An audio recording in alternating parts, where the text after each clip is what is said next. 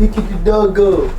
I know, it's been a minute, literally a minute since y'all seen the doggo. Cause this is my third time saying this intro. But look at the cute little doggy. Look at the doggy. What, you don't want hugsies all of a sudden? You don't want hugs all of a sudden? No. You don't want hugs? Okay, I'll put you down. But a topic I'm not gonna put down, a topic I'm actually gonna lift up to enhance my point about why I usually don't talk about rumors on this stream is the headline you have before you, which is latest Titanfall 3 rumors, not real according to Jeff Grubb. Now, I recognize the name Jeff Grubb. I don't know where I recognize it from. Author of novels. Jeff Grubb is the author of novel stories and comics as well as computer. I might know him from a comic he's written, but I'm not gonna look too deep into it. Basically, this dude is coming out saying that the Titanfall 3 rumors we heard recently were not real. And I saw them. And basically the rumor was that Titanfall was being worked on behind the scenes in secret. It just wasn't ready to be announced yet. But the reason why I typically don't like speaking on rumors that I see is because a lot of them are he said, she said, and a lot of them are, well, I'm an insider and my grandpa's sister's dog walker's brother's father knows one of the developers' daughter, mother's brother, sister, father, son, and they heard from their cousin that's a developer on the game that blah blah blah blah blah. Like usually it's people hearing through the grapevine about what somebody else heard through the grapevine, so I don't really talk about it. And this headline is telling me this might be a perfect example of that. What I be talking about when I say I don't like talking about rumors unless I have something to add. So let's read about it and talk about it. In the latest episode of Game Breaking News, Jeff Grubb shot down the claims by Apex Legends leaker, however the fuck you pronounce that. This isn't real, Grubb said. Okay, so there's a podcast and he made a statement on a podcast. This isn't real. I'm sorry, it's not real. Grubb then went on to talk about Respawn having a small team that is probably messing around with games that have Titans in them. Wait a minute. Does he, Titanfall 1 director Steve Fukada, does he, Steve, have something like a prototype that has Titans in it? I would guess so.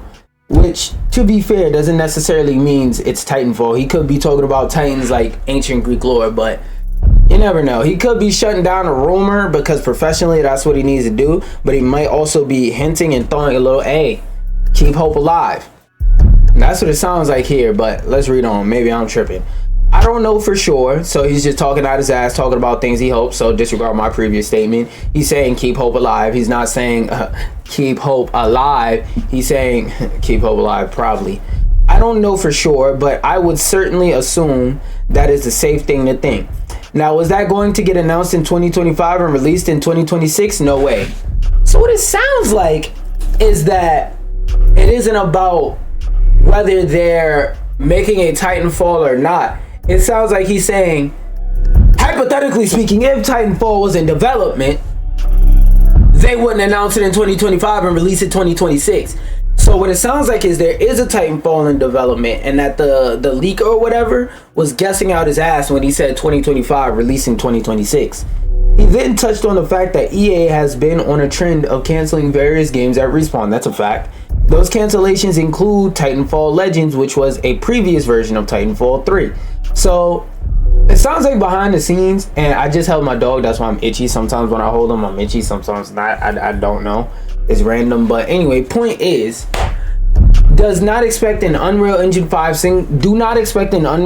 single player campaign. Titanfall 3 with a full multiplayer suite. Well, I mean, the last two Titanfalls had a single player, but I mostly remember them for the multiplayer because I remember when Titanfall 1 came out and me and my pops was in the store at GameStop and he seen the game and he was like, oh, this game look cool, it got Titans on it and whatnot. And I know Titanfall 2 had a story. I don't remember if 1 had a story, but he picked the game up and I remember because I watched like YouTube reviews and stuff like that. Even if it's on games I don't want to get, I still watch them for fun. Even now I still watch YouTube reviews and stuff like that every once in a while for fun from people who are entertaining.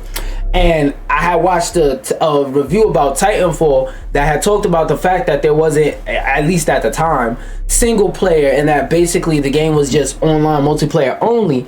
And when my pops looked at the box and saw online only, he was like, oh, nah, that's fine. I was like, no, Dad, they're saying online only as in like multiplayer. Like you have to be connected to... Nigga, you're nasty. Hold on, give me a second to open this window. Nasty ass dog, bro. God damn it.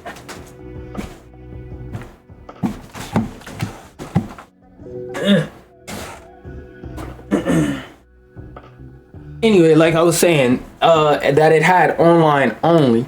So for them to put in a single player, I think is like not a far reach, but it's not what people came for, you know? Like Call of Duty, like some of the Call of Duties have good story, but if I ask the average modern Call of Duty fan, do they give a fuck about the story in Call of Duty? The answer is probably going to be no. Like there's some out there, but in comparison to the amount of people that care about the multiplayer, nobody cares about the fucking story.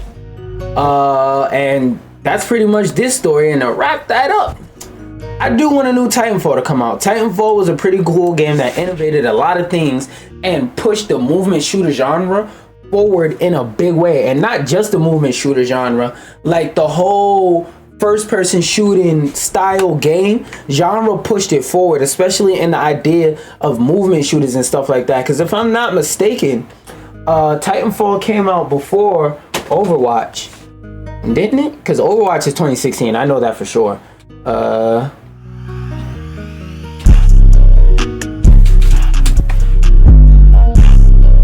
No. Yeah, Titanfall 1 release date October. So that's about the same time, but it was really innovative. It was really innovative at the time. Oh, and this article I saw, so if you're one of those people that are a crybaby crying about the fact that the PlayStation doesn't have backgrounds, that was my phone, by the way. That wasn't your phone, your video. Or I mean, that wasn't your house or nothing tweaking. That was my phone. These are usually the alarms I adhere to that remind me, hey, get the fuck on stream. And in 30 minutes, they'll ring again. Anyway, it seems like Sony has quietly rolled out animated PS5 backgrounds, but only a few select owners have received them. Spotted by a Twitter user, blah blah blah, it looks like some players are able to change the background to several new background animations featuring PlayStation's biggest franchise. Maybe they're soft launching themes, because like I like the idea of themes, but I like the idea of themes more so like if I have it, cool. If I don't have it, I'm okay with it. Like, I would like to have themes, don't get me wrong, but I'm not one of these PlayStation players bitching about it. It's cool, I guess. Like, yeah, I use the spiral theme on my PS4 and it made it look cool, but it's like, I don't sit there and look at the PlayStation home screen. I look at the game, so I care more about how it runs games than themes. But themes are also a cool little plus. They're always a cool little bonus that take the experience from great to slightly above great. And you always want to get as great as you can of an experience to the customer, or like just as a regular person, you just want to get the best experience you can, and cool little things like themes just enhance the experience that little bit more. But let's see how you claim these. It's also important to point out that these animated backgrounds are similar only for PS5 homepage and not fully fledged themes like the 25th anniversary classic ones. Aww. But they did say animated backgrounds in a headline. The demand for themes is high among PS5 owners, as many of them were upset when PlayStation revealed that the classic anniversary themes would be removed. And they have been removed by now, if I'm not mistaken. I haven't really checked, because when I go on my PlayStation again, I don't look at the home screen. It's just something cool to notice every once in a while. However, PlayStation clarified that they would return at a later date. Last year, Sony pushed out an update that let players change the background of their welcome out, blah, blah, blah, blah, blah, blah, blah. So that's just an update. That's just a little. Hey guys, if you miss themes, they still haven't given you niggas themes, but they got this. You want to see Astrobot jiggle? You know what platform is great if you want to have animated backgrounds?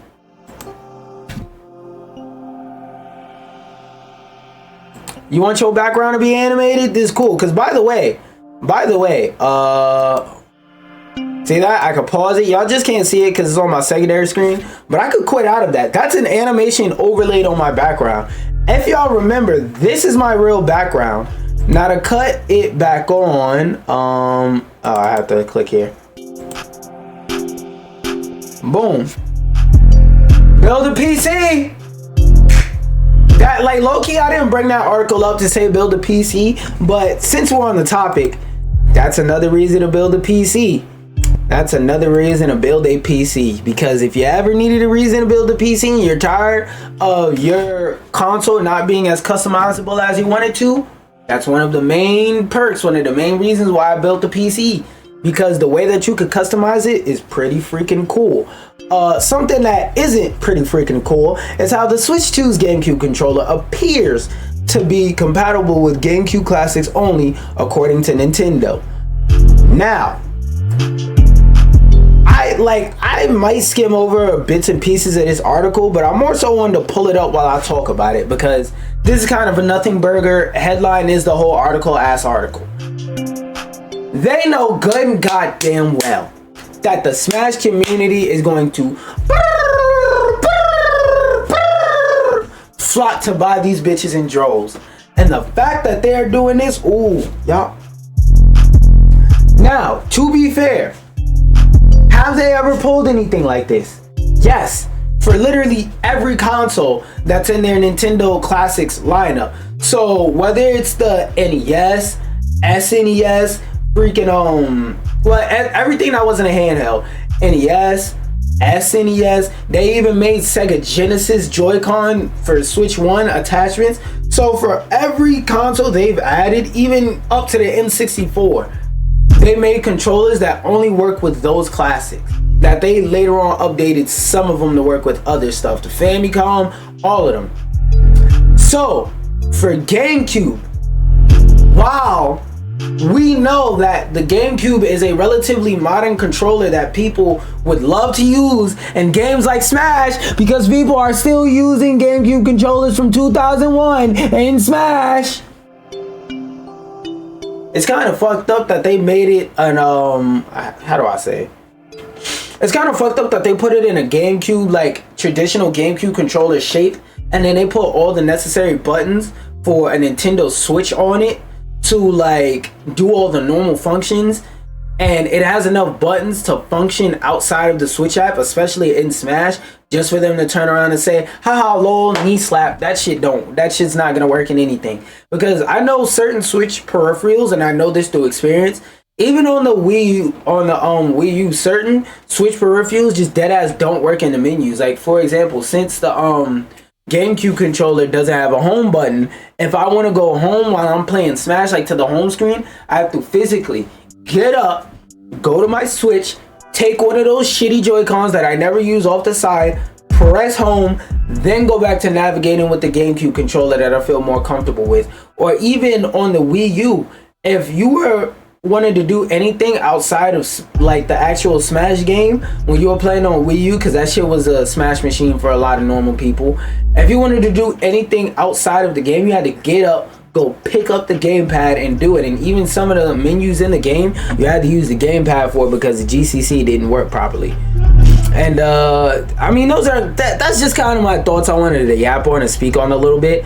I'm not necessarily gonna say fuck you, Nintendo, because this isn't the first time they did it. To be fair, again, I gotta be fair. I call out bullshit when I see bullshit, but this isn't really bullshit. This is more of like a minor annoyance that I wanted to speak on. It's like, come on, man. This shit better at least work with... If this shit don't work with Smash, we got a problem. And if y'all motherfuckers don't add Melee to that goddamn service, me and you, we gonna have some issues. We gonna melee with each other.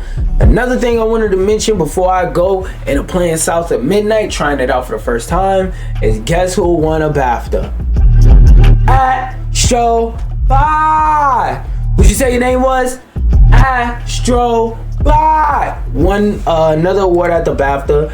Let's look at the rest of the BAFTA lineups. Let's see if there's any interesting choices. At best animation, best artistic achievement, never, I said that. Audio achievement, Astrobot, it went up losing to Hellblade is kind of crazy.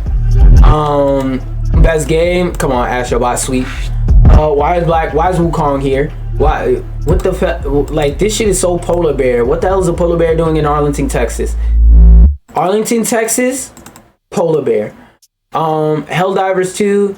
It could be up for conversation. Thank goodness you're here. What is this? Because I've heard this title before. I don't remember what it is. Is this the? Oh yeah. I haven't played this, but it looks like cartoon relax type game. British game. Don't even know what the fuck that category title means. Best debut game. Balataro. Yeah, Balataro. Ooh, Zhao and Plucky Squire are heavy contenders, but it going to Balataro is fair because Balataro, even though it plays with like older tropes in terms of ideas for games, Balataro really has people addicted. Like I know multiple people that are fucking Balataro fiends. Like they just cracked out all day every day. Like Balataro.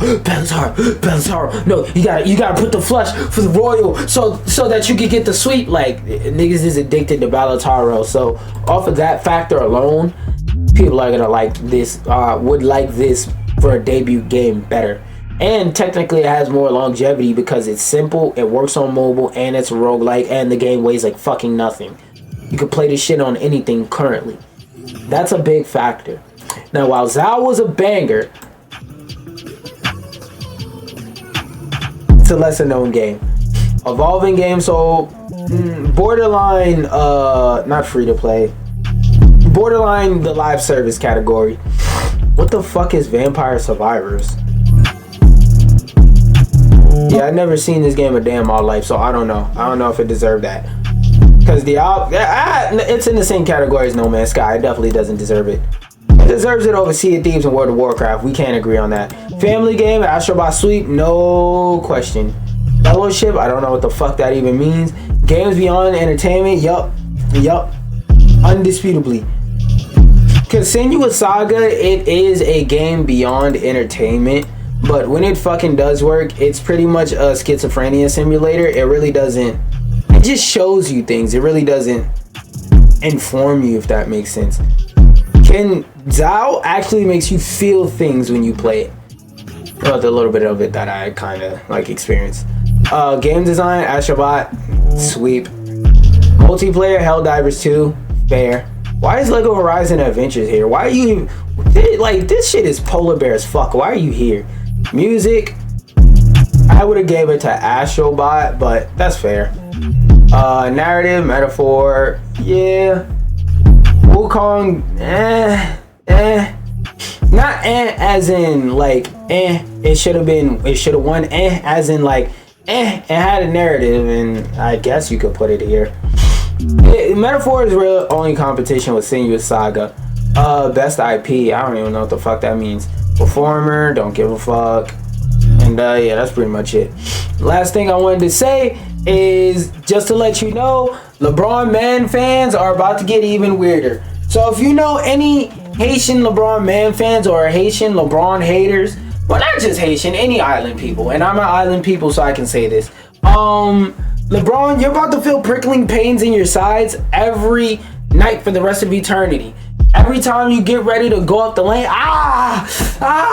that's gonna be you. Cause it's gonna be a motherfucker in the stand like this with their hands under their shirt with a LeBron Ken doll with some enchantments on it, poking it, pricking it in the side with a pen, trying to tap it in. Matter of fact, they're gonna break the whole leg and hope your ACL fuck up. So yeah, LeBron Man fans just got a piece of merchandise to make them even that much more fucking annoying. That being said, if you are here in the stream, just hit reload. I'm about to go hop on South at midnight.